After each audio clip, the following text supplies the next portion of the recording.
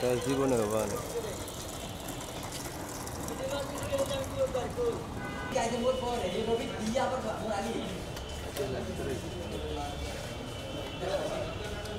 তো লাগবে তুই যে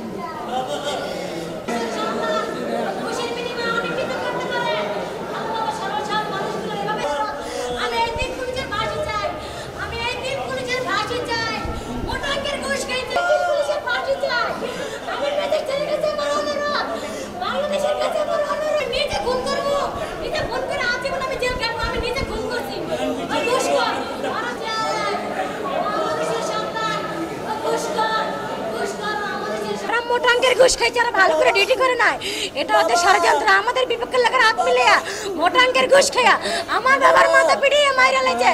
আমার বাবা সম্পূর্ণরূপে সুস্থ না। আমি এই তিন পুলিশের ফাঁসি চাই। আমি এই তিন পুলিশের ভালো বিচার চাই। আমি এই তিন পুলিশের ভালো বিচার চাই, ওদের ফাঁসি চাই। আমার মতন যন্ত্রণায় ভোগো। আমার ভাই যখন শুনছে আমিও তখন শুনছি। আমার বলছে আমার বাবা মনে হয় বাঁচছে না। আমি তাড়াতাড়ি বরগুনা থেকে আমি পাগলের মতো ছুটে আসছি, এদিকে আমার বাবাই নাই। আমি পুলিশের ফাঁসি চাই। আমি ইসলাম মিরাজ। আবার একটু বলেন তো, মানে ওনারে বরগুনা কারাগার থেকে শুধু 2টা টেস্টের জন্য কারাগারের মাধ্যমে এইদিকে নিয়ে আসছে। সমস্যা ছিল শুধু কিডনি সমস্যা, আর কোনো সমস্যা ছিল না। এবার 7 দিনের মাথায় পরশুদিন 5 দিনের দিন আমার বড় ভাই ছোট ভাই দেওয়া হয়ে গেছে। তখন আমার কল দিয়ে রাখছে ফোনের কলে, তখন আমি কণ্ঠস্বর আমি নিজেও শুনছি। আমার ছোট ভাই বড় ভাই দেওয়ার ভিতরে বলছে যে আব্বা মারা গেছে। বলছে এই তো মাথায় আঘাত দেখতেছি। যে লোক পরশুদিন বলছে আমি আগের থেকে খুব সুস্থ ভালো, মানে এই লোকের মাথায় আজকে 4 সেলাই, নাক ফাড়া কান ফাড়া।